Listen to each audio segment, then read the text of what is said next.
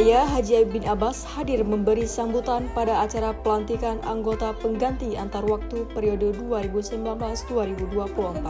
Dan peresmian pengangkatan pengganti antar waktu anggota Dewan Perwakilan Rakyat Kabupaten Pidijaya sisa masa jabatan tahun 2019-2024. Dalam acara pelantikan tersebut juga hadir Wakil Bupati Pidijaya, Haji Said Mulyadi, Sekda Pidijaya Insinyur Jalani, serta para SKPK dan para camat se-Kabupaten Pidijaya.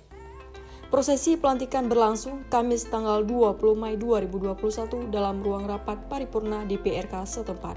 Teuku Kausar dilantik menggantikan almarhum Okti Fauzi yang meninggal dunia pada 26 September 2020 lalu.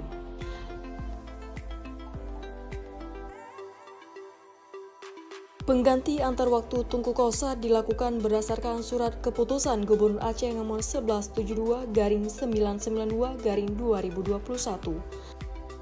Bupati Pidijaya Haji bin Abbas mengatakan proses penggantian anggota dewan merupakan hal yang biasa dalam sebuah organisasi, namun sebagai wakil rakyat wajib memperjuangkan aspirasi masyarakat di masa jabatannya.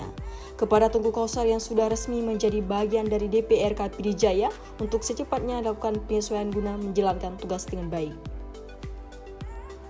Berdasarkan keputusan Gubernur Aceh nomor 171, rasa syukur kepada Allah Subhanahu wa Ta'ala atas segala limpahan rahmat dan nikmat-Nya, baik berupa kesehatan lahir dan batin